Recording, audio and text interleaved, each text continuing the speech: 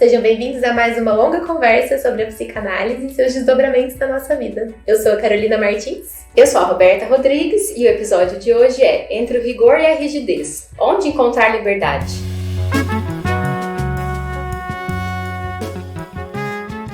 Liberdade.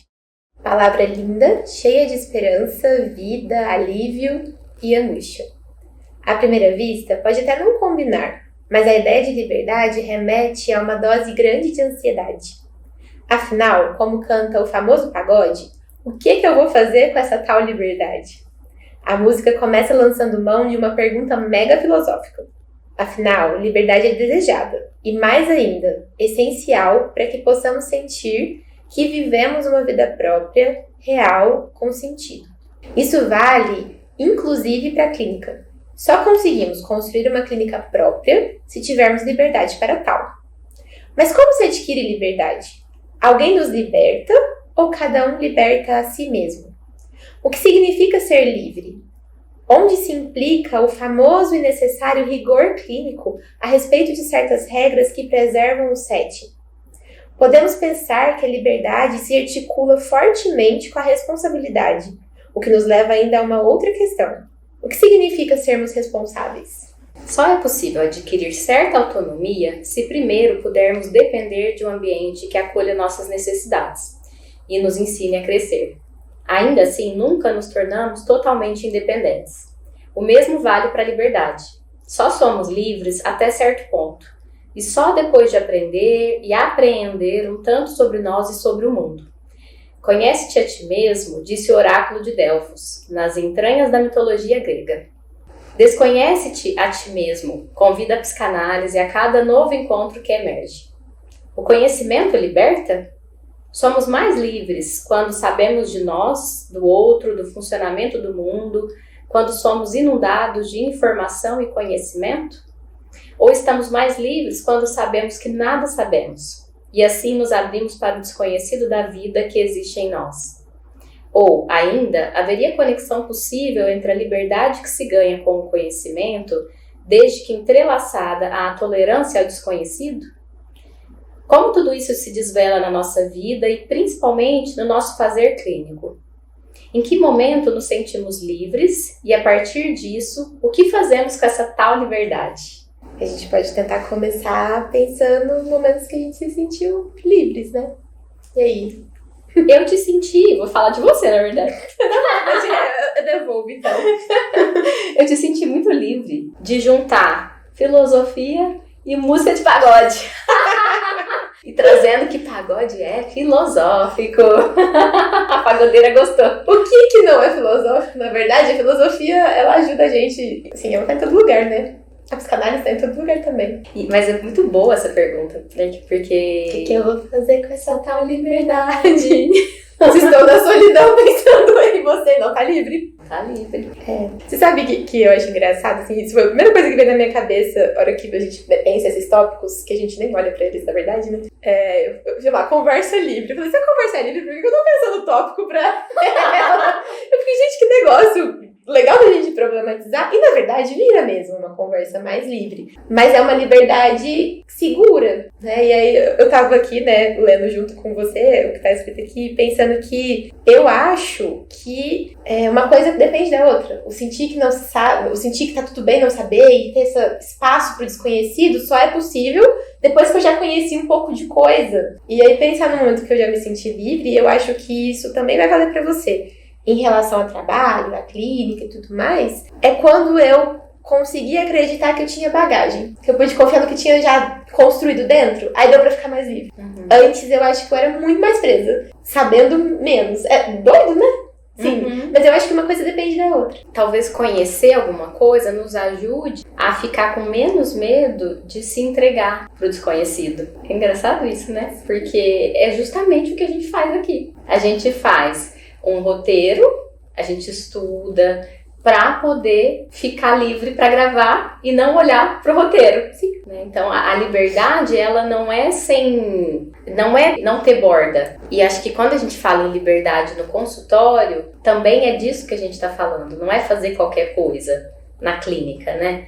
é fazer algo com essa tal liberdade que implica muita responsabilidade. Eu acho que o trabalho fica mais difícil quando a gente se sente mais livre para ser a gente, livre para seguir a psicanálise de uma forma menos como um manual, com uma certa rigidez, né, que é o que a gente coloca entre o rigor e a rigidez. Porque são palavras que têm sentidos diferentes e que uma vai mais para o lado de algo que não se pode pensar, né, de uma defesa, e outra vai mais para um lado de cuidado. Sim, porque se perde o rigor, a gente corre o risco de transformar em qualquer outra relação, né? E é tão interessante a gente pensar isso, porque transformar o que a gente faz numa outra relação pode ser de um desrespeito tão grande, né? Porque existe uma assimetria necessária ali, não é no sentido de alguém ser mais importante que o outro, é uma assimetria de conhecimento sobre o outro. Enfim, né? Isso é a psicanálise, a gente não tem uma neutralidade absoluta, mas não tem uma exposição exagerada também, né? Existe um cuidado em manter a privacidade do analista. E pressupor que aquilo que o paciente convoca de vez em quando, que pode ser interpretado de mil formas, né? Para qualquer outro tipo de relação, ou transformar o que acontece ali na sala mesmo em qualquer outro tipo de relação, pode ser muito desrespeitoso com o paciente, mesmo que ele não pense assim de início, assim, sabe? Então isso é o rigor, né? O rigor é manter isso preservado. A minha analista fala uma coisa, ó, eu que vou citar a minha analista dessa vez.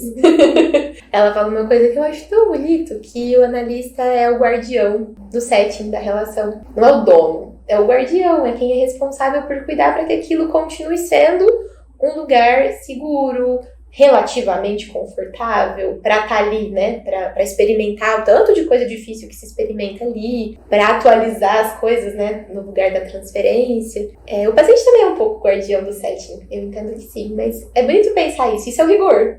Isso não significa que a gente tenha que ficar endurecido dentro disso, e não é no sentido de transformar em outras relações, mas de como viver esse rigor E aí, pra concluir o que eu tô tentando pensar aqui, eu acho que só dá pra não ficar endurecido depois que a gente já conheceu muita coisa. Então, aí eu acho que tem algo que você falou que eu acho que a assimetria que você disse, parece que você falou que a assimetria é o analista que sabe um pouco mais sobre o paciente. Não, que sabe um pouco mais sobre o que tá acontecendo ali. Talvez também, né, pensando aqui, faz sentido saber um pouco mais.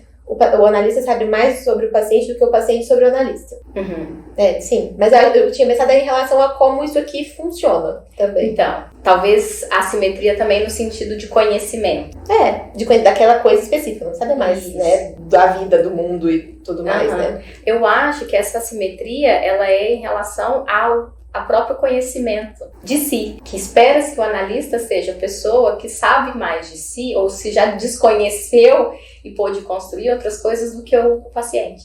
Naquela lógica de que você só vai com o seu paciente até onde você for na sua análise, né? Sim, então talvez a assimetria eu acho que é mais essa. E aí o analista com essa função de guardião do setting e experimentando ser ele mesmo, porque ele já se conheceu um tanto para ele se sentir um pouco mais livre para ousar ser ele mesmo, não quer dizer ele ficar numa relação de igual para igual, né, com o outro. É muito mais difícil até, porque é você ser a pessoa responsável pelo set, e sim, essa função é nossa, e ao mesmo tempo sendo ele mesmo, não sendo o psicólogo, sendo a pessoa dele mesmo. Não existe uma persona do psicólogo, né? Sim. E a gente cria tanto essa persona, né? Quando a gente tá perto de formar os nossos primeiros empregos, eu lembro da residência, eu nunca esqueci disso, de um episódio do podcast da Tati Bernardi, eu não lembro o nome do podcast desse em específico, mas que ela conversa com o Guilherme Terrelli,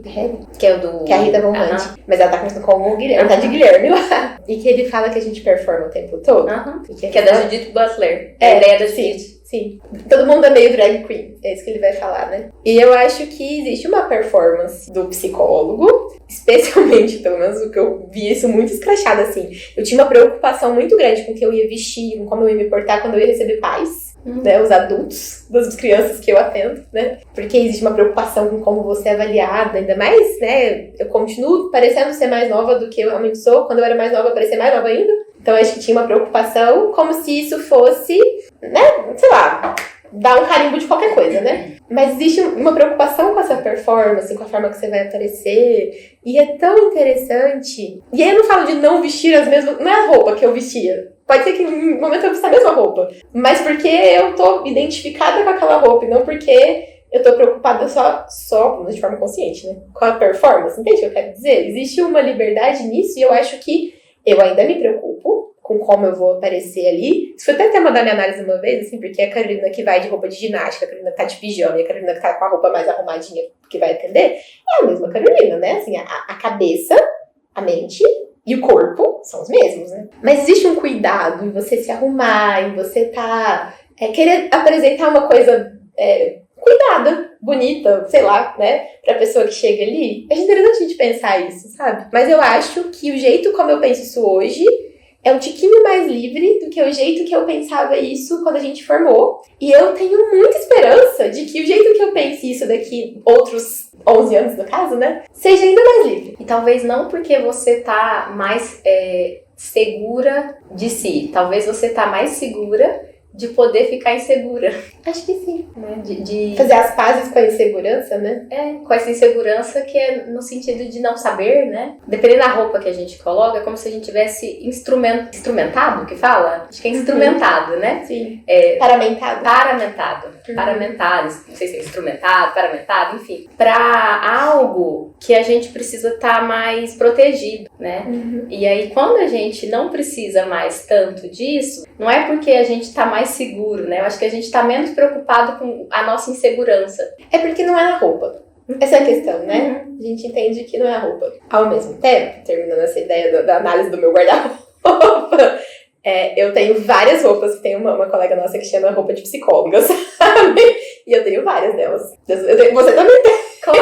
O seu guarda-roupa também é quase todo feito de roupas de psicóloga e roupa de sair. E eu falo isso porque eu fiz o guarda-roupa, porque eu sei que o meu também é assim. Às vezes elas se misturam dependendo da saída, mas Pra hoje eu tava na dúvida de que roupa colocar pra gente gravar. E aí eu queria colocar uma roupa que eu comprei pra comemorar meu aniversário. E aí eu pensei, bom, o short não vai dar, mas talvez eu consiga usar a parte de cima com alguma outra parte, uma calça, uma saia longa. E eu tava achando estranho, porque era com um cropped. Que eu ia pôr um colete por cima, mas era um cropped por baixo. Por mais que às vezes nem aparecesse, eu sabia que era um cropped meu de sair. E aí eu achei que não fazia sentido. Mas você não acha, pensa aqui agora, que pôr um cropped, não ia ficar um cropped indecente, né? Mas pôr um cropped pra trabalhar no podcast é diferente de pôr um cropped pra vir atender? Com certeza. E diferente de colocar pra gravar online, e diferente de gravar presencialmente só nós duas, e diferente de gravar se tivesse outras pessoas assistindo, e diferente porque a gente tá começando esse formato agora gravando aqui, tantas coisas que a gente comprou e tá aqui, vários celulares, né? Então, com certeza, tudo isso influencia. Sim. E acho que aqui a gente exerce o nosso trabalho, a nossa profissão com uma liberdade maior do que no consultório. É engraçado, né? Que a gente tá no consultório. Do que aqui como consultório.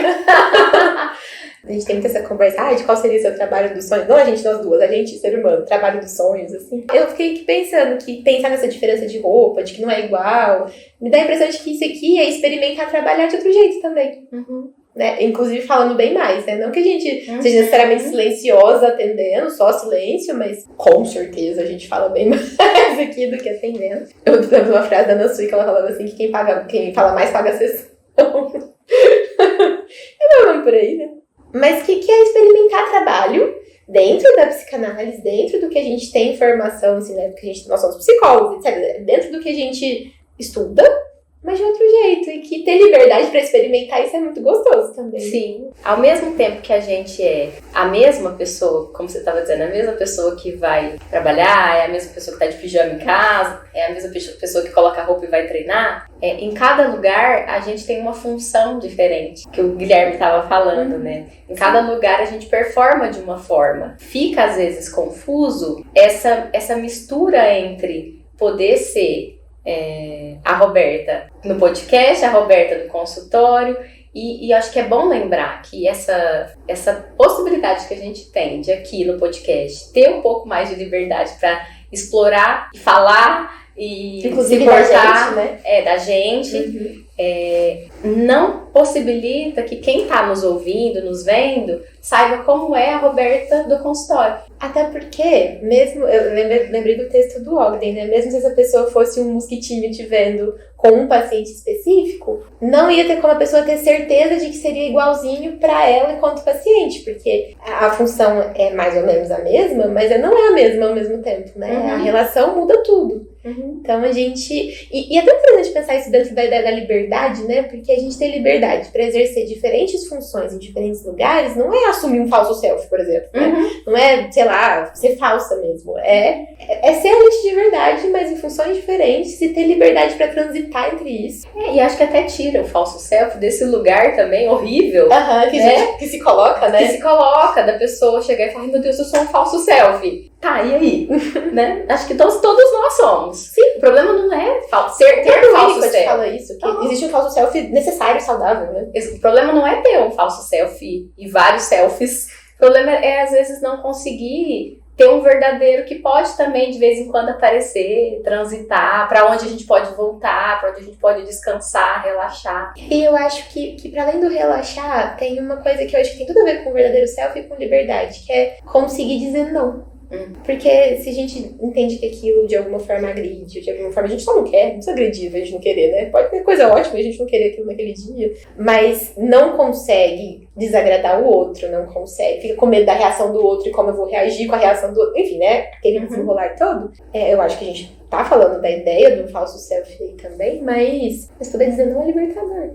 E eu dizer não, muitas vezes a gente acha que é pra dizer pro outro, né? Eu acho que a maior liberdade é quando a gente consegue dizer não pra gente, em prol de alguma outra coisa que a gente opta, né? Que a gente escolhe fazer. Acho que o Karnal fala isso, não é? Eu achei muito legal pensar liberdade na renúncia. Tem liberdade pra não ceder a todos os seus impulsos. Acho que essa é a maior das liberdades. E é que dá mais trabalho. Sim, muito. Porque nem parece liberdade a uma primeira vista, né? Porque a gente tem dentro da gente tantos desejos, né? Até pensando na clínica, no consultório, você deve sentir isso. Eu tive um desconforto atendendo a pessoa. E aí eu percebi que naquele momento eu fui mais um tom professoral para mostrar que eu sei do que para estar com a pessoa.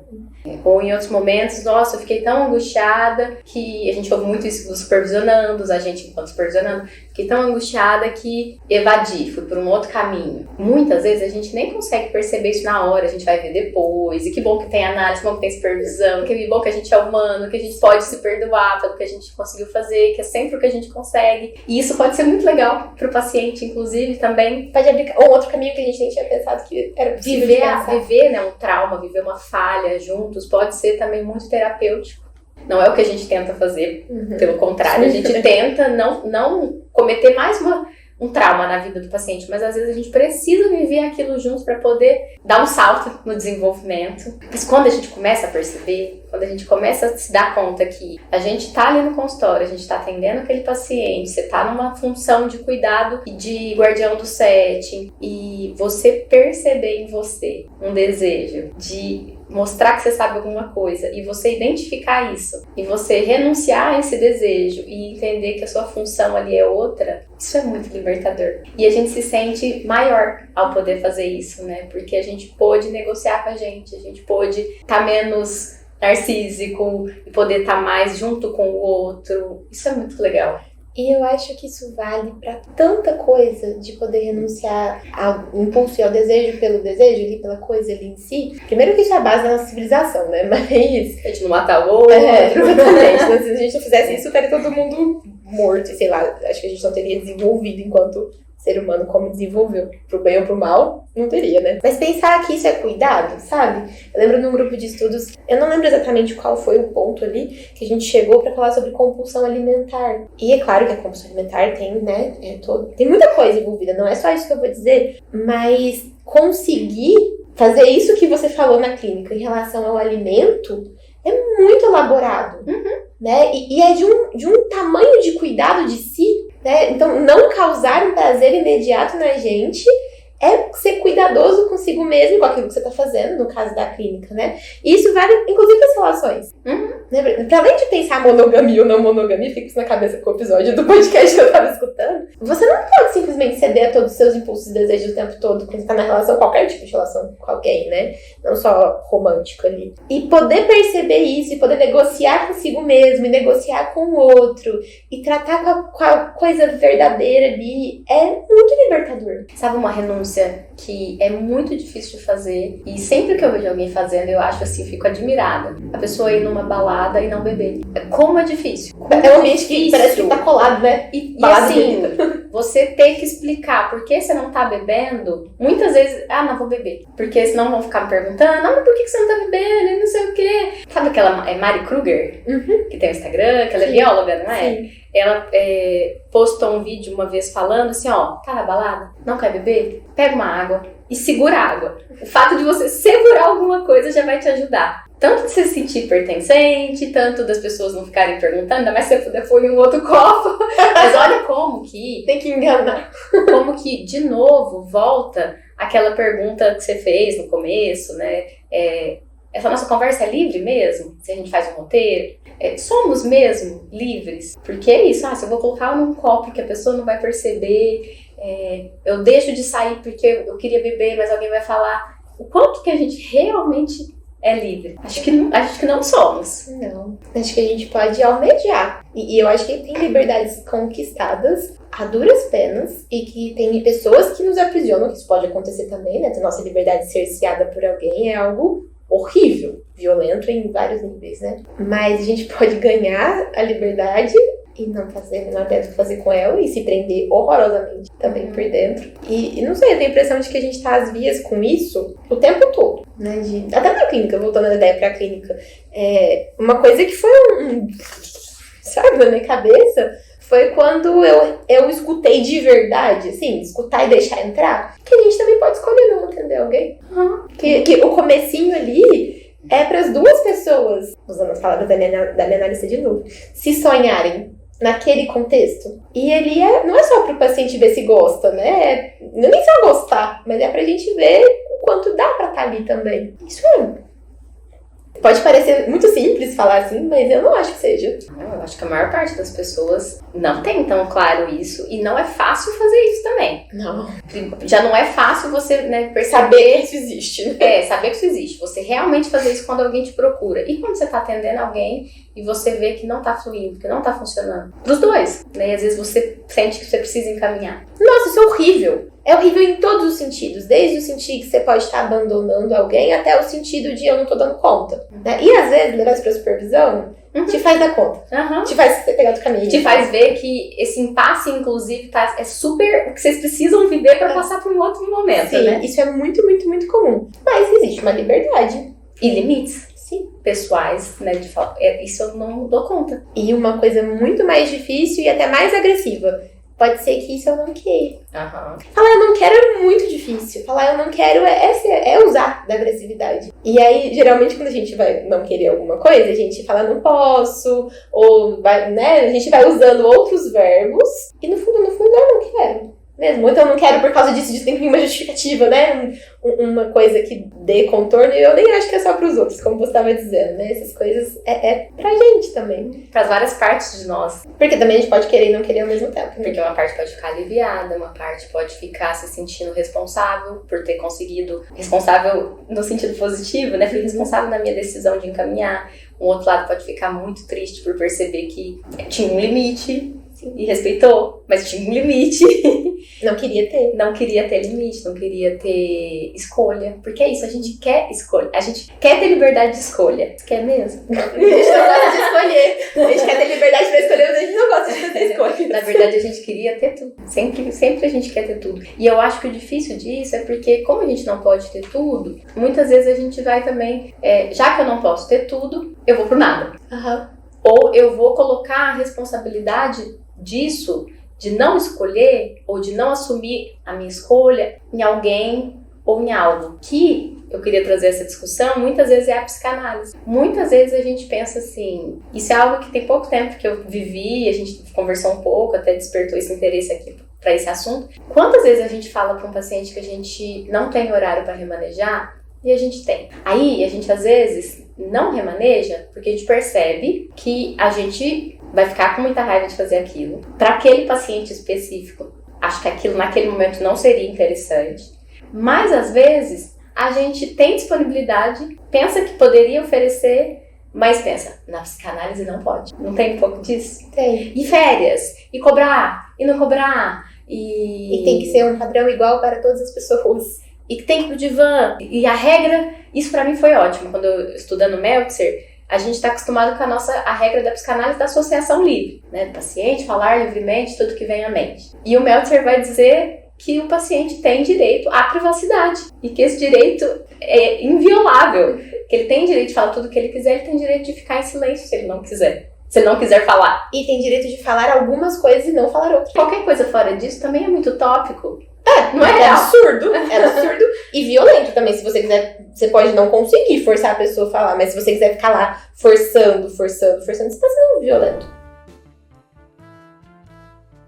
Esse episódio é patrocinado por Ana Luísa Guimarães, Anglophone English Curses, Escuta na Praça, @flaviana.psico, Francisco Alves, Iraci Pereira, José Roberto de Almeida, Lúcia Barbosa, Luiz do Nascimento, Maria Carolina Bisinotto, psicóloga Patrícia Pimenta, Sônia de Almeida e Terezinha Barbosa.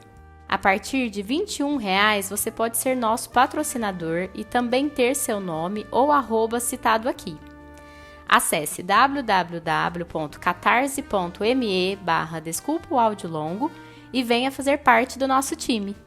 Quem nos segue no Instagram já viu a grande festa que foi o nosso encontro para celebrar a primeira meta batida. Vem com a gente rumo à segunda meta lá no Catarse. Esperamos vocês! Você, que está procurando uma forma de se aproximar mais da teoria psicanalítica, conhece o Enlace?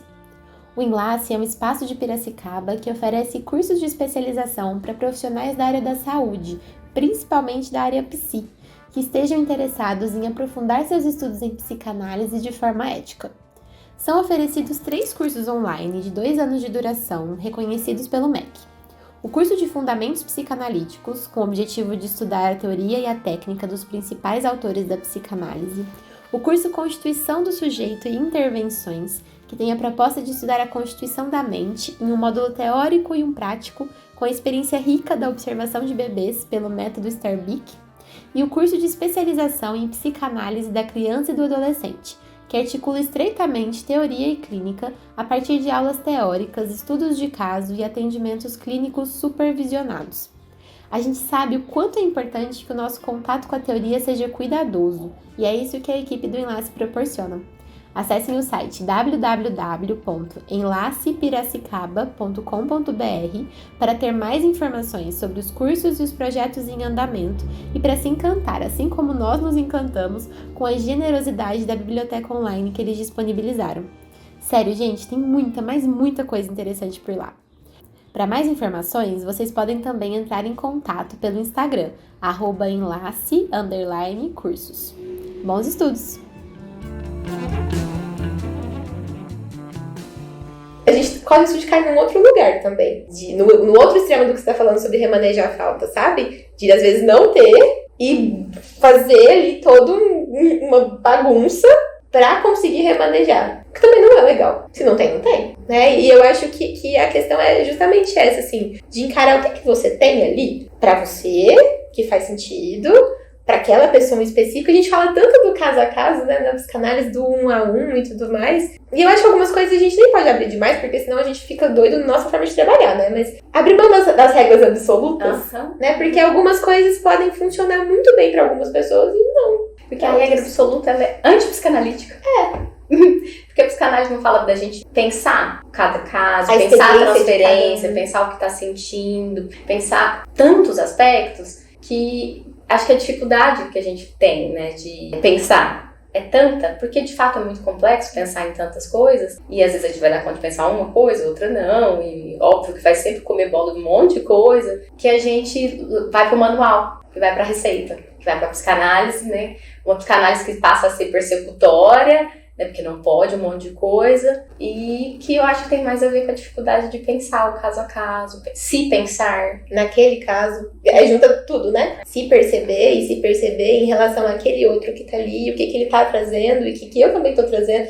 Pensar a relação é super complexo. complexo. E acho que isso leva tempo também. Por isso que no começo a gente fica mais quadrado mesmo. E é importante, né? Pra você... Eu lembro do Carlos, quando eu fazia grupo de estudos com ele, de Freud, ele falava, pra você tocar um instrumento mais contemporâneo, você tem que fazer lá o clássico. E na dança eu consigo falar melhor, né? Pra você dançar o contemporâneo, que inverte toda a lógica do balé clássico, você precisa passar pelo balé clássico. Então precisa, acho que, ter uma estrutura de tanto de conhecimento teórico quanto de análise pra gente conseguir fazer isso. Esse me lembrou o nosso episódio com o Marcelo, sobre o inconsciente. Como é que é? O som do inconsciente. A gente tá falando disso, exatamente disso, né? De que pra você conseguir improvisar, pra você conseguir estar mais livre mesmo, você tem que confiar naquilo que você já estudou muito. É interessante. Pra poder abrir mão disso. Sim. Ou pra saber o como abrir mão disso, né? Quanto abrir mão disso, em que contexto abrir mão disso. É um caminho difícil esse da liberdade mesmo. Porque não é um estudo nosso que é pra generalizar, categorizar. É o oposto. É o oposto. É pra individualizar, pra singularizar. Ainda que tenha coisas que sejam sociais, né? Porque não é só pensar só a singularidade. Se pensa o social e como essas singularidades se articulam e formam o que a gente tem de sociedade. Não é generalizável mesmo. Eu acho que encarar isso desse jeito é tão interessante, porque não elimina o social. Assim, é uma articulação disso. E acho que talvez em todas as áreas, não sei se todas as áreas, mas quanto mais você estuda algo em profundidade, em extensão, mais você vai se dando conta do quão pouco você sabe, né? E acho que aí vai ampliando a sua consciência da sua ignorância e te deixando mais aberto para um pouco a mais ali que você sabe que você não sabe. Sim. Acho que essa é a premissa desse episódio, né? Pra você dar conta de não saber, você tem que saber um pouquinho primeiro. Pra dar conta de aumentar, as duas coisas aumentam juntas, né? Tanto que a gente só sabe que a gente não sabe alguma coisa quando a gente sabe um pouco sobre, né? Senão a gente fica só arrogante e ignorante. Eu tenho uma história, né, que eu fui comer fondue com a minha família muitos anos atrás, eu era mais nova, tipo, semana passada. Realmente, eu era adolescente. E eu só tinha comido fondue até então de fruta, de chocolate e tal. E a gente foi comer fondue de sal. E eu tava bancando que sabia pra minha família. Chega a carne e chega o queijo. As carnes cruas e o queijo. E não chega mais nada. Aí minha família olha pra mim e fala, uai, Roberta, você que queria vir comer, né, o fondue, como que come isso aqui? Cru? Né? Passar a carne crua no queijo? Aí eu falei, vocês não sabiam? Muito arrogante. Aí eu, minha mãe, a gente pega o frango, passa no queijo e come o frango cru com queijo. Ainda mais frango, né? Se não fosse a carne vermelha. Eu sei o que é pior. O frango é pior. No dia seguinte a gente percebeu. E aí, quando meu irmão tá colocando lá pra comer, meu pai e minha cunhada, não, eu prefiro não comer, eu como só o pãozinho. De repente chega o óleo. E aí todo mundo ri, aí todo mundo me zoa pra caramba. Depois eu tenho a consequência disso, né, que é ter uma diarreia. E eu acho que quando a gente fala alguma coisa assim, isso é muito fácil, ou, eu sei isso, é porque a gente tá fingindo que sabe. Tá se defendendo de não saber, mesmo quando a gente sabe aquela coisa específica. Eu acredito, sabe? Assim, mesmo quando de fato você soubesse, vamos supor que você tivesse comido fondue de carne várias vezes, sabe? Não, gente, vamos esperar que vai chegar o negócio pra gente fritar essas carnes. Ter que bancar muito o que sabe é defender do que a gente não sabe também. Sim. Né? Eu acho ótima essa história. Inclusive, porque você conseguir falar disso, rir disso, publicamente, nossa, sabe? É o oposto do que aconteceu lá. Né? Conseguir dar um exemplo das duas coisas e a gente não tá salvo disso. Quantas vezes, em situações mais inseguras, a gente não falou, nossa, é verdade, então, é mesmo. Na verdade, a gente nem fazia ideia do que a gente tava falando, sabe? Depois a gente pensou, nossa, por que eu tava falando isso? E eram situações que estavam deixando a gente mais insegura, ou então que a gente não queria expor o que tava vulnerável, né? E não saber é vulnerável pra caramba. Fazer as pazes com não saber, eu acho que foi o maior ganho das minhas análises da vida, assim. Não sei se eu fiz as pazes tanto assim, não. Eu acho que eu ainda vivo um pouco em guerra, mas pelo menos é uma guerra mais... Agora a gente vive numa plenária, sabe? Uma discussão. Antes era uma guerra. E acho que isso é muito difícil. Muito. Eu tava pensando quanto que quando a gente consegue fazer isso, a gente também consegue aprender tanto, né? Porque se a gente pode, ao invés de ficar, sim, poder falar não sei, me conta, é uma oportunidade da gente saber. E, inclusive, no consultório, né? Quando a gente sai desse lugar que é a gente que sabe, a gente pode aprender tanto com os pacientes. Tanto com coisas diversas, universos infinitos, que a gente não sabe por que a gente teria que saber. E, na verdade, essa é a parte que eu acho mais Boa. legal. O tanto de coisa aqui, o tanto de contato com gente, com coisa de gente, com o jeito do ser humano. E, sinceramente, esse negócio que eu falei de fazer as pazes com o que é vulnerável, com o frágil, com o não saber, eu acho que se deve muito ao fato de eu ouvir tanto isso do outro, porque a gente cria umas idealizações doidas de quando a gente, principalmente quando a gente não tá bem, né? Tá todo mundo ótimo, menos nós. Mas, a hora que você tá ali tão em contato com tanta gente que não tá ótima, e que tá disposta a te contar a história dela e falar o que não tá ótimo na vida delas, fica mais difícil idealizar isso. Mas sabe? ainda assim a gente consegue. Claro que idealiza, a gente idealizar é facinho. Mas ainda assim é um pouquinho mais difícil porque a gente tá tendo pelo menos a oportunidade de ter contato com aquilo. Não sei, eu acho que isso me tornou... Eu acho que aquela realização de, isso é ser humano, acho que eu sou humana mesmo, sabe? É uma coisa bem desse jeito. Então não quer dizer que eu goste, né? Eu odeio. Tudo que eu puder fazer pra evitar sentir qualquer coisa que eu acho desconfortável, pelo visto eu faço. Mas poder ter espaço pra olhar pra isso, inclusive, sabe? É tão libertador. Sabe aquela série The Good Place? Eu lembrei, lembra quando... Eu não vou lembrar o nome mais. O que era mais velho, o senhor? O tava gerenciando o céu. E ele desce pra terra. Sim. E aí, acho que ele vai e começa a chupar chiclete. Aí ele fala assim, nossa, sempre quis fazer isso é tão humano. E eu lembro de... Quando às vezes eu comecei, assim, eu sempre fui muito responsável e não esqueci as coisas, né? Aí eu lembro que uma vez eu esqueci alguma coisa, assim, eu nem lembro o que era alguma coisa, época da residência. Aí eu pensei, isso é tão humano! A gente é humano! É difícil a gente lembrar que é uma troca, é o que você falou, é a melhor parte, mas é muito difícil. Que aqui é uma troca. Que aqui é uma troca. Que é sempre. E é uma aposta também. Inclusive aqui é uma super aposta. Né? A hora que a gente tá pensando em estar aqui um sábado à noite, a gente já falou que é um sábado à noite. A gente tá aqui junto, falando dessas coisas que são muito caras pra nós, não só pra clínica, né? Liberdade é um temaço, na verdade, da vida, né? Mas que a gente tá aqui trabalhando, e a gente tá falando de liberdade pra trabalhar de outras formas, é uma aposta que as pessoas vão ouvir, que as pessoas vão topar estar aqui junto com a gente. É uma aposta, inclusive, no Catarse, que é um meio da gente manter o podcast sobrevivendo, né? Assim, ao longo do tempo, porque, olha, a gente teve um custo com tudo isso. Com eu estar aqui em Ribeirão, com a gente ter comprado esse tanto de coisa pra conseguir. Esse tanto de coisa a gente nem falou o que é. Ring light, tripé, vários tripés. Microfones. De lapelinha e tal, que tá aqui. Que não tá na lapela. A gente tá fazendo testes ainda, inclusive, né?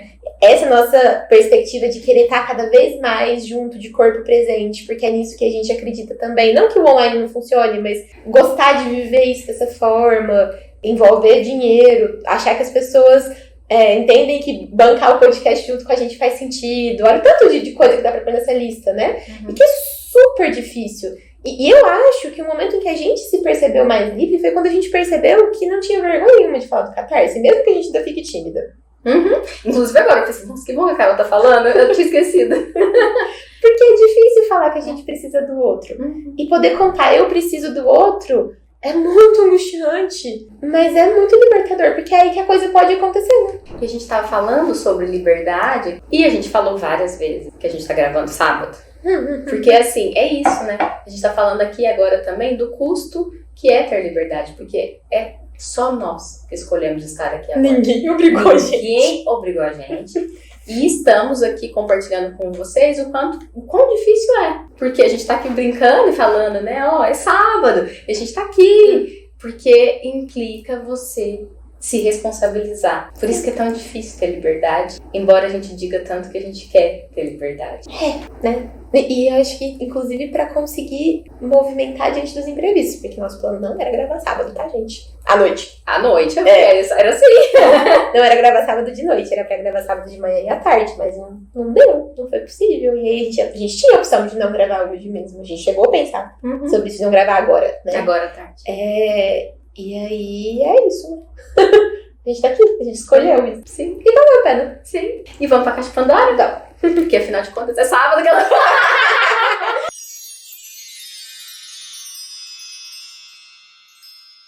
E aí, Carol, o que você tem? A primeira coisa que eu pensei foi no episódio sobre liberdade do Platitudes que você me apresentou, e agora a gente tá meio viciada no podcast da Gabriela Priori e do Leandro Carnal, que é muito bom. Eles fazem uma dupla muito legal mesmo. Muito. Dá vontade de ser amiga deles. Eu ia falar isso. Eu tenho uma lista de amigos platônicos, sabe? Eles estão fazendo parte da minha lista de amigos platônicos. Porque eles são, realmente, né? Eles fazem uma dupla muito legal. E esse episódio eles chamam a Mari Palma. E é uma querida também, né? Sim, muito eles legal. trabalhavam juntos, né? Sim. E aí achei muito legal o jeito como eles foram levando a conversa ali, falando sobre liberdade mesmo, né? Eu vou falar do texto Essa Arte da Psicanálise do Ogden, que eu citei no episódio. Eu nem tava lembrando que eu tinha postado na Caixa de Pandora, que eu falei do mosquitinho. É desse texto, não é? Se não for, nossos apoiadores vão descobrir, porque ele vai na newsletter. E aí vocês vão descobrir se é ou não. E eu não sei, assim, se faz o sentido que fez quando eu tava pensando. Mas tem muitas músicas que falam sobre liberdade no contexto do racismo. E eu acho que aí é toda uma outra conversa. Em alguns sentidos, eu acho que parecida com o que a gente tá falando aqui hoje, sim, mas é uma outra conversa, sim. Mas eu acho que não queria deixar isso fora, sabe? E essas duas músicas são muito boas. Tem uma música que chama Identidade, do Jorge Aragão. Eu acho que as pessoas precisam escutar samba prestando atenção nas letras. É uma coisa que a gente não costuma fazer, né? Porque é gostoso de dançar e tal. Essa é maravilhosa. E o Sarará Miolo, do Gil. Eu acho que é importante incluir, porque é um convite pra pensar essa questão do racismo mesmo, né? Na música Identidade, ele canta assim: se preto de alma branca pra você é exemplo de dignidade, não nos ajuda, só nos faz sofrer, nem representa a nossa identidade, é uma coisa assim. Declamar a música é difícil, né? É um se aproximar do que é seu, pra ser livre, né, dentro do que é você. Não tem que ter alma de qualquer outra coisa. A sua alma é a sua alma, da cor que você é, do jeito que você é, e etc. Né? E eu acho que a gente se aproximar disso é muito importante, tanto pra lidar com a questão do racismo, como pra gente também olhar pra isso dentro da gente. Cai no que a gente tava falando, nós realmente somos livres? Quão livres nós somos? E você tá falando isso no geral, só que aí, na questão do racismo, tem ainda um recorte importante. Isso. As implicações disso tudo que a gente tá falando a nível psíquico, subjetivo, individual, na questão do racismo e algumas outras, isso ganha outra dimensão. Sim. Né? Sim. E a gente precisa considerar. Exatamente. Não dá pra isso não ser visto. Por isso que a gente vai ter episódios sobre isso. Pra gente continuar pensando sobre esse assunto, que é muito importante. Que tem que estar na pauta de todos os dias. Eu abri a porta. Parece que eu chutei a porta pra gente pra um outro caminho que dava tempo de fazer um monte de outros episódios com muito mais gente, inclusive. Não só nós duas. E você? Eu vou seguir na toada aí das músicas. E eu lembrei da música História de uma Gata, de Chico Buarque, da peça Saltimbancos. Nós gatos já nascemos pobres, porém já nascemos livres. E tem toda uma questão, óbvio, não vou falar da música toda aqui, mas de ler a música é muito interessante, né? De você não se reconhecer enquanto o ser que você é. Sim. O felino que deixa de se reconhecer como um felino, que na música conta ele lá sendo cuidado no apartamento, comendo filé mignon, né, que deixa de ser felino. Então acho que tem tudo a ver com o que a gente tá falando. E que não teve liberdade pra ser felino e voltar pra aquele cuidado. É isso que acontece com ela, porque quando ela voltou, né, de manhã eu voltei pra casa, fui barrada na portaria, ela não pôde voltar, né, então não teve uma liberdade ali, ela encontrou uma liberdade nela, mas ela não encontrou essa liberdade no outro, se respeita a liberdade dela no outro. Que eu acho que junto toda essa ideia que a gente tá falando, que a gente pode ter liberdade, mas a gente também vai pagar um custo alto por ter a nossa liberdade. E cai num lugar também de direitos humanos da gente respeitar a liberdade do outro. Também. Essa coisa que eu falei de dizer não. Eu tenho liberdade de dizer não, mas o outro também tem liberdade de me pedir, né? Então, acho que entra um pouco nesse lugar também, que aquela história, minha liberdade tem tamanho, né? Ela é do tamanho até onde ela esbarra na sua. Acho que eles também tinham liberdade de não aceitar ela lá de volta, pensando nessa lógica. E aí ela tinha que se haver com o custo da escolha dela. Mas lembrar que a gente precisa respeitar a liberdade do outro é bem importante. Eu acho que a gente consegue fazer isso quando a gente começa a poder ser responsável pela nossa realidade, pela nossa escolha. Porque aí acho que fica inegociável. Você começa a se dar conta disso e começa a olhar pro outro de verdade, né? Porque você tá se olhando. Sim, não tem como desver. Não tem como desver. Bom, nossa, a gente não quer acabar esse episódio, né? É porque tem muita coisa pra falar disso. Bom, e pra finalizar, tem uma série que eu assisti nas férias, que é do Avicii. Avicii, Meu Nome é Tim. Que eu acho que traz uma questão muito importante, assim, de quanto que realmente a gente tem de liberdade e o quanto que pode ser perigoso quando a gente começa a se sentir preso em algo que a gente conquistou, mas que perde a pessoalidade, né? Que acontece tanto com os artistas. O início para construir uma carreira, para ficar com uma fama, reconhecimento, costuma ser de muito investimento, de muito desejo, paixão. E em algum momento isso se perde para poder continuar na mídia, continuar em alta. E aí, às vezes, o desejo vai embora porque você não se reconhece mais naquilo que você está fazendo. E isso é muito comum. E as saídas em lucro, a consequência disso costuma ser muita solidão, né? Muita solidão, suicídio, né, alcoolismo, uso de drogas. Também tem muita coisa para falar desse assunto. Mas assistam, é muito bom. Eu não era fã do Avicii. Eu peguei para assistir e achei uma história linda de conhecer o Tim. E não o Avicii, apenas. Que legal. E, por último, o filme A Substância, que eu assisti essa semana, você também assistiu, que eu acho que traz isso de um jeito, assim, uma pancada, né, um show de horror, mas que faz a gente pensar, assim, o quanto realmente somos livres. Exatamente, né? E eu acho que isso tudo que você falou sobre o Avicii, da solidão, do que se faz pra manter aquele lugar, do que acontece quando você perde esse lugar, do que é envelhecer, toda a questão da pressão estética, blá, blá, blá, blá, blá, né? Que esse filme também vale um episódio. Vale. Que é muito mais fácil a gente se perder do que a gente se encontrar, do que a gente ser livre pra ser quem a gente é. Até porque isso implica tentar acessar quem a gente é, né? Isso aí é uma tarefa da vida inteira. É isso. Sim. Então, até o próximo episódio. Se você gostou desse episódio, se inscreva no canal ou siga a gente na sua plataforma de áudio preferida e compartilhe o episódio com quem possa também se interessar pelo assunto. Se você ficou pensando algo e quer compartilhar com a gente, comente nas nossas redes sociais. E se você quer conversar mais de pertinho com a gente pelo grupo do WhatsApp e receber newsletters quinzenais, seja um apoiador pelo Catarse. Até o próximo episódio!